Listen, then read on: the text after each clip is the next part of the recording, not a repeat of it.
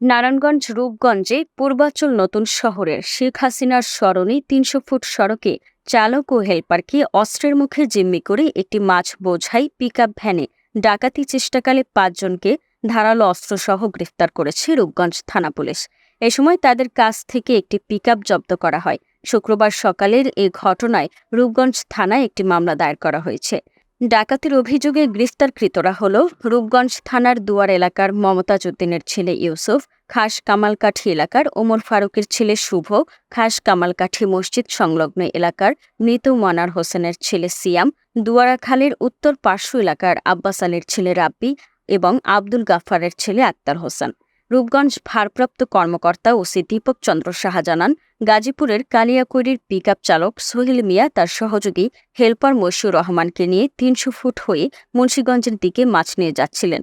এ সময় সকালে পূর্বাচল উপশহরের শেখ হাসিনার স্মরণে জলসিঁড়ি পৌঁছলে ৭-৮ জনের একদল ডাকাত অপর একটি মিনি ট্রাক দিয়ে প্রতিরোধ করে অস্ত্রের মুখে জিম্মি করে ফেলে।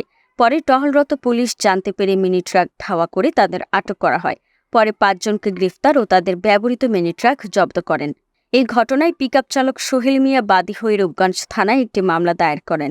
এ মামলায় ওই ৫ ডাকাতকে নারায়ণগঞ্জ আদালতে পাঠানো হয়েছে। এছাড়াও চুরির মামলায় আরও ৪ জন, মাদক মামলায় ১ জন এবং নারী ও শিশু নির্যাতন মামলায় ১ জনকে গ্রেফতার করে নারায়ণগঞ্জ আদালতে পাঠানো হয়েছে। শারমিন আক্তার, পূর্বাচল টিভি, ঢাকা।